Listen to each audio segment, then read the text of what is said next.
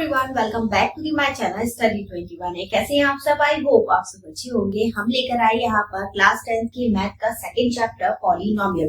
हालांकि पॉलिनोमियल आप 9th class में भी सीख चुके हैं, बट 10th क्लास में इससे थोड़ा सा अपडेटेड वर्जन है इसका। ठीक है, तो क्या क्या है पहले हम रिवाइज करेंगे कि हमने 9th क्लास में क्या सीखा था और 10th क्लास में क्या चीज बढ़ी है वो हम देखेंगे। ठीक है, तो सबसे पहले हम बात करते हैं पॉलिनोमियल की। पॉलिनोमियल मैंने आपको बताया था कि पॉलिनोमियल जो है वो दो शब्दों से मिलकर बन रहा है। एक है इसका पॉली, ठीक है, और एक है नोमियल। पॉली मीन्स होता है मैनी, ठीक है, और नोमियल्स मीन्स क्या होता है? टर्म्स। मतलब पॉलिनोमियल्स को आप सिंपल लैंग्वेज में समझ सकते हैं कि ऐसा एक्सप्रेशन जिसमें बहुत ढेर सारी टर्म्स हो, दैट इज कॉल्ड पॉलिनोमियल। ठीक है, तो पॉलिनोमियल की डेफिनेशन हमें क्या दे रखी है? Polynomial, a polynomial is an expression that contains one और मोर टर्म्स। मतलब जिसमें एक या एक से ज्यादा टर्म्स हो, दैट इज कॉल्ड पॉलिनोमियल। ठीक है, फॉर एग्जाम्पल हम ले सकते हैं 3a + b a² x² + y, या फिर कोई भी टर्म्स, यानी जितनी भी टर्म्स ऐड होती जाएंगी वो आपकी पॉलिनोमियल काउंट होगी। ठीक है,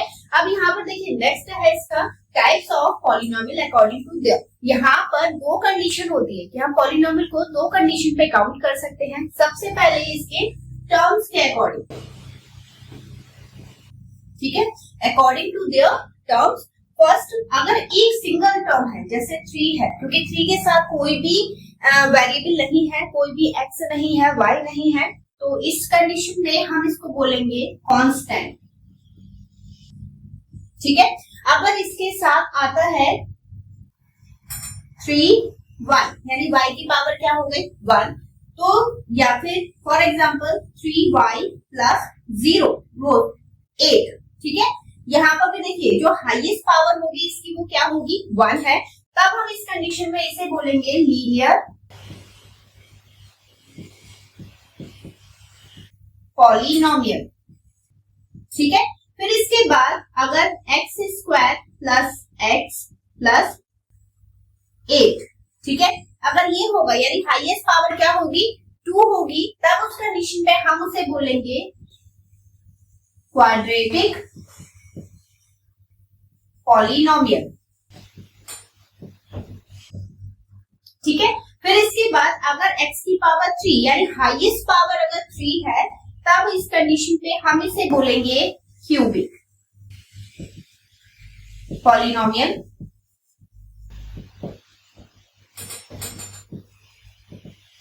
ठीक है, और क्यूब से ज्यादा पूछता नहीं है। अगर क्यूब से ज्यादा पूछेगा तो हद से हद x की पावर 4 करके पूछेगा, तो इसे बोलेंगे हम बाई क्वाड्रेटिक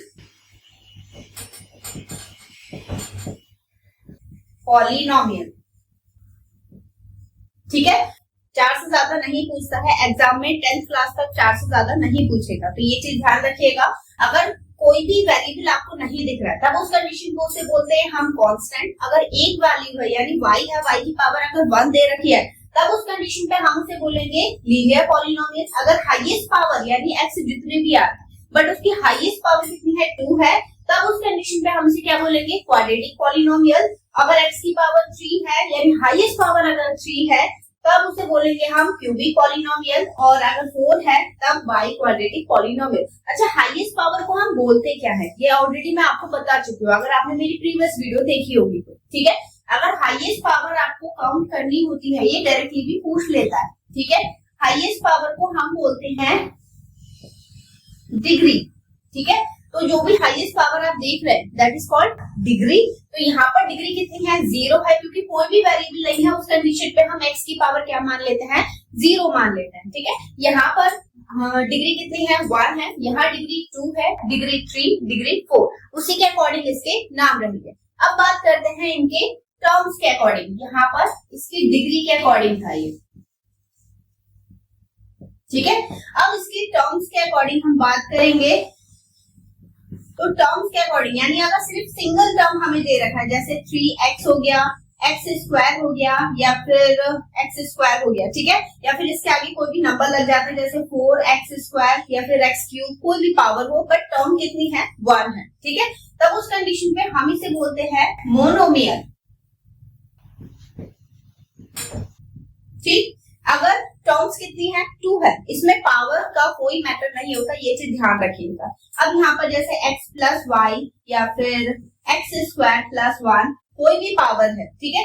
यहाँ पे टर्म्स कितनी है, टर्म्स कैसे फाइंड करेंगे, अगर दो टर्म्स है तो उसके बीच में एक ही साइन आएगा, प्लस का या फिर माइनस का। मल्टीप्लाई का काउंट नहीं होता है, क्योंकि अगर दो टर्म्स एक साथ है और बीच में मल्टीप्लाई का साइन है तो सिर्फ सिंगल टर्म काउंट करते हैं, ठीक है। तो यहाँ पर दो टर्म हो गए, इसे बोलेंगे हम बाइनोमियल, ठीक है। इसके बाद अगर 3 टर्म्स है, जैसे x cube plus x plus 1 या फिर x square plus x plus 1, कोई भी टर्म हो सकती है, लेकिन टर्म्स कितनी है, 3 है, तब उसका